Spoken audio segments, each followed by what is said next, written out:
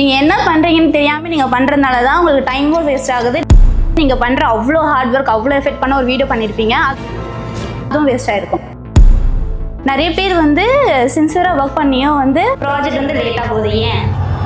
உங்களுக்கு கொடுத்த ஒர்க் டைமில் கம்ப்ளீட் பண்ணலன்னா தான் ப்ராஜெக்ட் டிலே ஆகும். நீங்கள் பண்ண ஒரு வீடியோ 2 hours முடிச்சிங்களான்னு அத்தனை தடவை கேட்க வேண்டியது இருக்கும் ஒரே ஒரு ப்ராஜெக்ட்.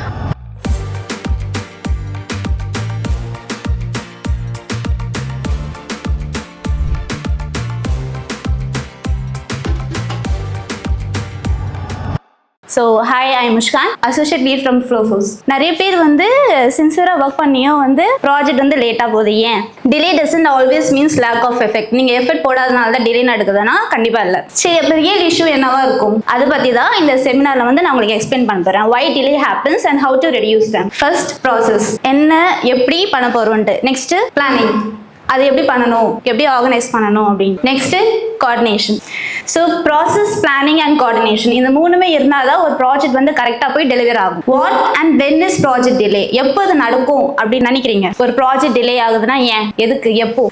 உங்களுக்கு கொடுத்த ஒர்க் டைமில் கம்ப்ளீட் பண்ணலன்னா தான் ப்ராஜெக்ட் டிலே ஆகும். இது எப்படி அஃபெக்ட் ஆகும்னு நினைக்கிறீங்க? டீமுக்கும் சரி, கிளைண்ட்ஸ்க்கும் சரி, how is affect delivery, cost and client satisfaction. Means உங்களுக்கு ஒரு ப்ராஜெக்ட் மட்டும் 1 டேக்கு கொடுக்கறது இல்லை, மெனி ப்ராஜெக்ட்ஸ் அசைன் பண்ணியிருப்போம். ப்ளஸ் அதுக்கு ஏற்ற மாதிரி அமௌண்ட் உங்களுக்கு கொடுத்துருப்போம், இந்த காஸ்ட் இதுன்ட்டு. அப்புறம் சரி, உங்ககிட்ட ஒரு எக்ஸ்பெக்டேஷன் இருக்கும். உங்ககிட்ட ஒரு வீடியோ கொடுக்குறேன்னா அது இந்த மாதிரி எனக்கு சாட்டிஸ்ஃபை பண்ற மாதிரி உங்களுக்கு இருக்கும். உங்ககிட்ட ஒன்று கொடுக்குறேன்னா அந்த மாதிரி மீன்ஸ் எப்படி சொல்றது, டிஃப்ரெண்ட் பர்சன் கிட்ட டிஃப்ரெண்ட் சாட்டிஸ்ஃபேக்ஷன் லெவல் இருக்கும். So small delays can create bigger deadline problems later. ஒரு ப்ராஜெக்ட்டும் நீங்க பண்ணும்போது ஃபர்ஸ்ட் ப்ராஜெக்ட் டிலே ஆகுதுன்னா செகண்ட் அண்ட் தேர்ட் அப்படியே ப்ராப்பரா டிலே ஆகி லாஸ்டா நீங்க 7:30 10 o'clock வரைக்கும் உட்காரனால தான் ப்ராஜெக்ட் டிலே ஆகும். நிறைய பேர் நீங்க ஹார்ட் ஒர்க் பண்றீங்கல்ல உங்க ப்ராஜெக்ட்ஸ்க்காக ஒன்று முடிக்கிறதுக்கு, ஏன் அது எனாஃப் இல்லை, ஏன் அது பத்த மாட்டேங்குதுன்னு நினைக்கிறீங்க? ஷீட்ஸ் மெயின்டைன் பண்றீங்க, எடிட்ஸ் பண்றீங்க, ஏன் உங்களோட ஹார்ட் ஒர்க் பத்தல? எல்லா டீம்ஸ் நீங்க கொடுக்குற ஒரு ப்ராஜெக்ட்க்கும் ஏன் நினைக்கிறீங்க? தெரியலையா? ஹார்ட் ஒர்க் கொடுக்குறீங்களா? நீங்க என்ன பண்றீங்கன்னு தெரியாம நீங்க பண்றதுனால தான் உங்களுக்கு டைமும் வேஸ்ட் ஆகுது. நீங்க பண்ற அவ்வளோ ஹார்ட் ஒர்க், அவ்வளோ எஃபெக்ட் பண்ண ஒரு வீடியோ பண்ணிருப்பீங்க, அதுவும் வேஸ்ட் ஆயிருக்கும். ஏன்னா அது என்னன்னே உங்களுக்கு புரிஞ்சிருக்காது. Too many tasks running together can slow progress. இது நான் ப்ராஜெக்ட் கோஆர்டினேட்டர் சொல்வேன். ட்ராக்கர் ஃபில் பண்றீங்க, ரியல் டைம் எக்ஸ்பீரியன்ஸ் தான். ட்ராக்கர் இப்போ எப்படின்னா ஒரு காலம் பிளாங்கா இருக்கா, அதோட இன்ஃபர்மேஷன் எடுக்க டைம் ஷீட் போறீங்க. டைம் ஷீட் பார்த்தா அவங்க போட்டிருக்க மாட்டாங்க. அது கேட்க நீங்க அவங்க கிட்ட போவீங்க. அவங்க உங்ககிட்ட இன்னொரு டவுட் கேட்பாங்க, அது கேட்க இன்னொரு பர்சன் கிட்ட போவீங்க. சரி, இல்ல போய் செக் பண்ணா அது இல்லவே இருக்காது. திருப்பி அதுக்காக கிளைண்ட் கால் பண்ணுவீங்க. ஸோ இப்படியே ஃபில் பண்ணிட்டு இருக்கும்போது மீன்ஸ் ஒரே டைம்ல நிறைய டாஸ்க் பண்றதுனால அது மீன்ஸ் எல்லாமே நீங்க பண்றீங்க. இது கேட்கதா இது பண்ண, இது கேட்கதா இது பண்ணன்னு சொல்லி அந்த லாஸ்ட் வரைக்கும் அந்த டாஸ்க் கம்ப்ளீட்டா இருக்காது. ஃபர்ஸ்ட் எது எடுக்கணும்னே தெரியாம அது ஒர்க் பண்ணுவீங்க. ஃபார் எக்ஸாம்பிள், மார்னிங் உங்களுக்கு நான் சில ப்ராஜெக்ட்ஸ்லாம் அசைன் பண்றேன். ஃபர்ஸ்ட் நீங்க ராபி எடுக்கணும், செகண்ட் இந்த கிளைண்டோட எடுக்கணும், தேர்ட் இது எடுக்கணும். மீன்ஸ் ரேண்டமா நான் போட்டிருப்பேன் வித்தவுட் டைமிங். எனக்கு இது எப்போ வேணும் அதெல்லாம் நான் உங்ககிட்ட சொல்லிருக்க மாட்டேன். பட் இதெல்லாம் எனக்கு வேணும்னு உங்ககிட்ட சொல்லியிருப்பேன். ஸோ இப்போ நீங்க ஒர்க் பண்ணிட்டு இருக்கீங்க, ஓகேங்களா? Design, teams and video editing நீங்க ஒர்க் பண்ணிட்டு இருக்கீங்க. அது என்ன ஆகும்னா நீங்க ரேண்டமா எடுத்து ஒர்க் பண்ணுவீங்க. ஏன்னா உங்களுக்கு இது ப்ரியாரிட்டின்னு தெரியாது, நீங்க கேட்கவும் மாட்டீங்க. ஸோ ஒர்க் பண்ணிட்டு இருக்கும்போது என்ன நடக்கும், சரி ஓகே இது போயிட்டு இருக்குன்னு போகும். அப்போ சடனா எஸ் லாவண்யா அவங்க சொல்லுவாங்க, இது மாதிரி இது ஏன் நீங்க ஃபர்ஸ்ட் எடுத்தீங்க, இது எனக்கு வேணாம், ஃபர்ஸ்ட் எனக்கு இதான் ப்ரியாரிட்டி அப்படின்னு. ஆனா அது ஆஃப் ஆஃப் த மீன்ஸ் நீங்க ஸ்டார்ட் பண்ணிருக்க வீடியோ ஆஃப் முடிச்சிருப்பீங்க. ஸோ இப்போ அதை ஹோல்ட் பண்ணிட்டு நெக்ஸ்ட் என்ன பண்ணுவீங்க, அந்த எது ப்ரியாரிட்டி அந்த ஒர்க் எடுப்பீங்க. அந்த ப்ரியாரிட்டி ஒர்க் முடிஞ்சதுக்கு அப்புறம் என்ன ஆகும் அப்படின்னா, எது நீங்க ஹோல்ட் பண்ணிருப்பீங்களோ அது அகைன் ஸ்டார்ட் பண்ணுவீங்க.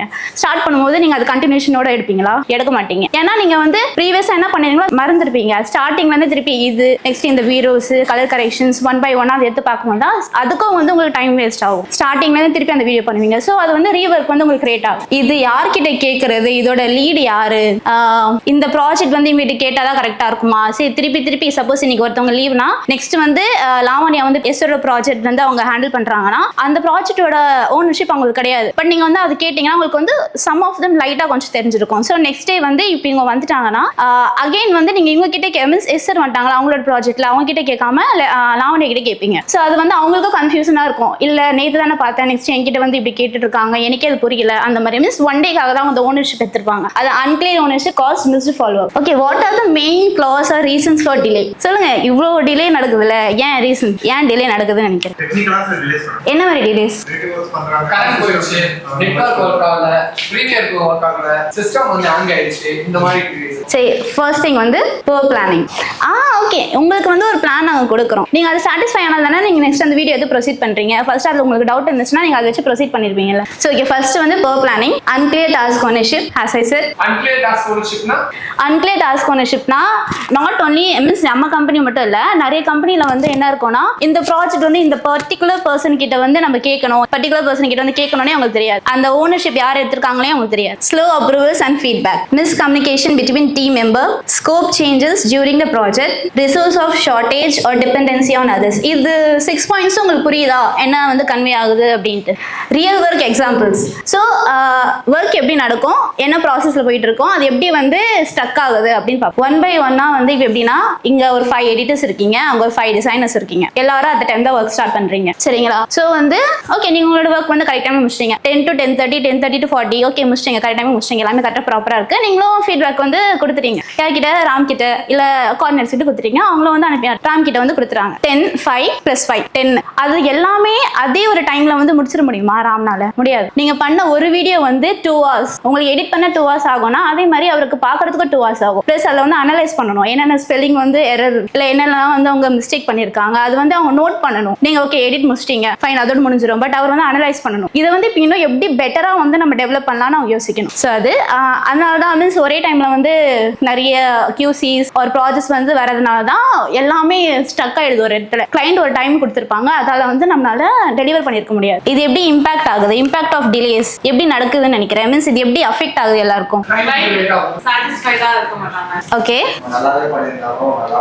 வேற எப்படி இது வந்து அஃபெக்ட் ஆகும், அவங்க டிப்ரிஷியேட் பண்ணுவாங்க அவங்களோட மீன்ஸ் 300 தான் இருக்கும் ஒரு போஸ்டர், அதை நீங்க எவ்வளோ எஃபர்ட் போட்டிருப்பீங்க, எவ்வளோ கரெக்ஷன் சொல்லிருப்பீங்க, எவ்வளோ ரிவிஷன்ஸ் வந்திருக்கும், அதோட காஸ்ட் கூட டிப்ரிஷியேட் ஆகும். இல்ல நீங்க ப்ராப்பரா பண்ணல அப்படின்னு சொல்லி காஸ்ட் டிப்ரிஷியேட் ஆகும். ஸோ என்னென்ன impact, extra work load and stress, கிளைண்டோட டிஸ்சாட்டிஸ்ஃபேக்ஷன், ரிப்பீட்டட் ஃபாலோவர்ஸ், முடிச்சிங்களா அத்தனை தடவை கேட்க வேண்டியது இருக்கும் ஒரே ஒரு project, loss of trust and company's reputation. இப்போ உங்ககிட்ட வந்து ஒரு தம்ப்நெயில் ஒரு வீடியோ போஸ்டர்ஸ் எனிதிங் வந்து உங்களுக்கு வந்து கொடுக்குறாங்கன்னா நீங்க வந்து அதை யோசிப்பீங்க, சரி ஓகே இதுதானே முடிச்சிடலாம் அப்படின்னு இருக்கும். ஆனா அதுலேயே வந்து நீங்க வந்து உங்ககிட்ட வந்து ஒரு கான்செப்ட் இருக்கும், இது வந்து நம்ம இப்படி டிசைன் பண்ணலாம் அப்படின்ட்டு. ஆனா கிளைண்ட் வந்து வேற மாதிரி இருக்கும், இல்லை எனக்கு இது இப்படி வேணவே வேணாம் அப்படின்னு. ஸோ அவங்க என்ன நினைப்பாங்க, ஓகே இந்த கம்பெனினால இவ்வளோதான் பண்ண முடியும்னு நினைக்கிறேன். மீன்ஸ் அவங்க வந்து அதை வந்து செட் பண்ணிப்பாங்க, ஓகே அப்போ இந்த லெவல் ஆஃப் ப்ராஜெக்ட் வந்து எங்ககிட்ட கொடுக்க முடியாது, இதுக்கு வந்து நம்ம வேற ஆள் தான் பார்க்கணும் அப்படின்ட்டு. ஸோ அது வந்து லாஸ் ஆஃப் ட்ரஸ்ட் அண்ட் ரெப்யூட்டேஷன்ஸ் அது வந்து டிஃபெக்ட் ஆகும். இது சும்மா எல்லாம் படிச்சு பாருங்களேன், இது என்னன்னு தெரியுது.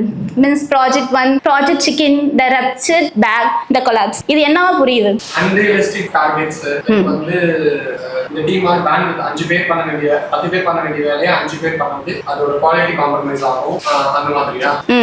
Thank you sir. ப்ராஜெக்ட் சிக்கன்னா என்ன? Team accept impossible days to avoid cloud, planning stops, corners get cut immediately. So actually this is a game that we are playing every day, seriously, like the impossible deadline games. இது வரைக்கும் இல்லை, but most of the கம்பெனிஸ்ல நான் சொல்றேன். Project chicken என்னன்னா யார் போய் first பலி ஆக்குறா அந்த மாதிரி. லைக் வந்து இதெல்லாம் இருக்கும், இந்த ப்ராஜெக்ட்ஸ் இருக்கும், இதான கண்டிப்பா மீன்ஸ் இந்த ப்ராஜெக்ட் பண்ணியே ஆகணும். அப்ப வந்து ஒருத்தவங்க இது என்னால பண்ண முடியும், இது நான் பண்றேன் அப்படின்னு வருவீங்க. ஆனா அது வந்து பண்ண முடியுமா அவங்களால? சத்தியமா முடியாது. லைக் இப்ப வர டேஷன் ப்ராஜெக்டே வச்சுக்கலாம், எடிட்டிங் ஒன்று இருக்கு அண்ட் அனிமேஷன் ஒன்று இருக்கு, ஓகேங்களா. ஸோ எடிட்டிங்ல வந்து அத்தனை கரெக்ஷன்ஸ் வருது, ஃபிளிப், அவங்களோட ஐசைட்ஸ், இது வந்து நார்மல் ப்ராஜெக்ட்ஸ், இது வந்து யாருனாலே பண்ண முடியல. அண்ட் சேம் வந்து OG எபிசோட்ஸ் லைக் வந்து அனிமேஷன்ஸ் அந்த மாதிரி அது வந்து பண்ண முடியாது. இருந்தாலும் ஓகே கம்பெனிக்கு தேவைப்படுது அதனால நான் பண்றேன் அப்படின்னா அது உங்களால முடிஞ்சாதானே நீங்க பண்ணுவீங்க. ஸோ அதான் இம்பாசிபிள் மீன்ஸ் அது உங்களால தெரியும் அது முடியாது, இருந்தாலும் you are committing that. But அது வந்து லாஸ்ட்ல முடியலன்னா who will get affect? கம்பெனியோட ரெப்யூட்டேஷன்ஸ். ரப்சர்ட் back, forcing 10 pounds of work into 5-pound window doesn't compress effect. It guarantees failure. And வந்து the collapse, quality drop, trust heroes, and the team ends up further behind if they have pushed early back.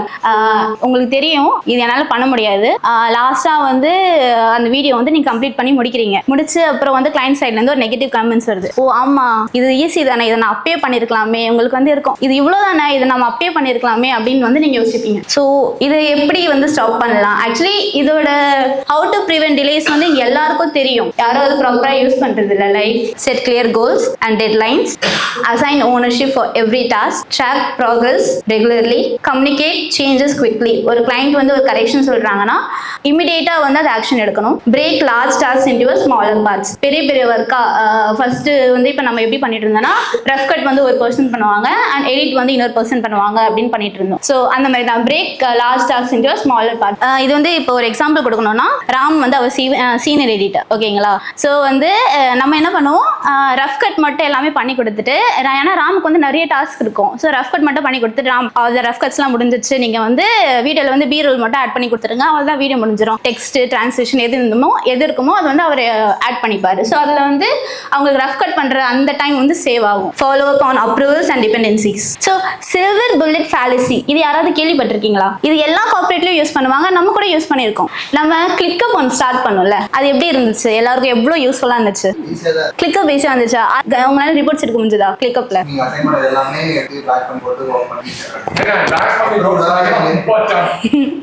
Okay okay the myth new tool will save the timelines means இப்போ நம்ம புதுசா okay இந்த delays நடந்துட்டு இருக்கு and இந்த process போயிட்டு இருக்கு. So வந்து நம்ம என்ன பண்ணலாம் புதுசா ஒன்று இன்வென்ட் பண்ணலாம் அப்படின்னு எல்லா கார்பரேட்ல பண்றது தான்.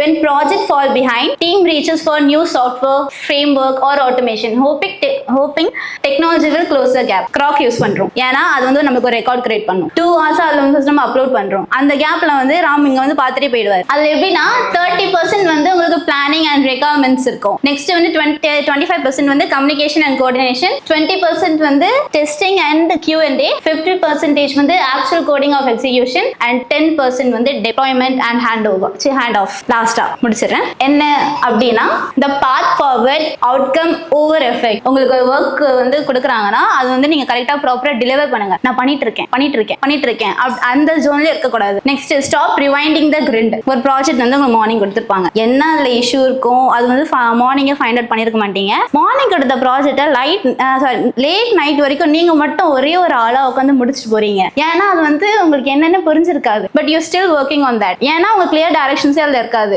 Long hours are not a badge of honour, reward planning, clarity and every problem solving instead. ராத்திரி வரைக்கும் நான் பண்ணி கஷ்டப்பட்டு அதை பண்ண தெரியுமா அப்படின்னு சொல்லிக்கிறதுக்கு அது பெருமை கிடையாது. டைம்ல முடிச்சு கிளம்புங்க அப்படின்னு சொல்ல வரீங்களா? Correct. So give you team a road map, not just a calendar. இது எப்படிலாம் பண்ணணுமோ உங்களுக்கு வந்து நீங்க இன்ஸ்ட்ரக்ஷன்ஸ் கொடுங்க, ப்ராப்பர் கைட்லைன்ஸ் கொடுங்க. அப்பதான் வந்து அவங்களால பண்ண முடியும். A successful lead creates conditions for the team to win, clear directions, realistic timelines and honest communications. Thank you.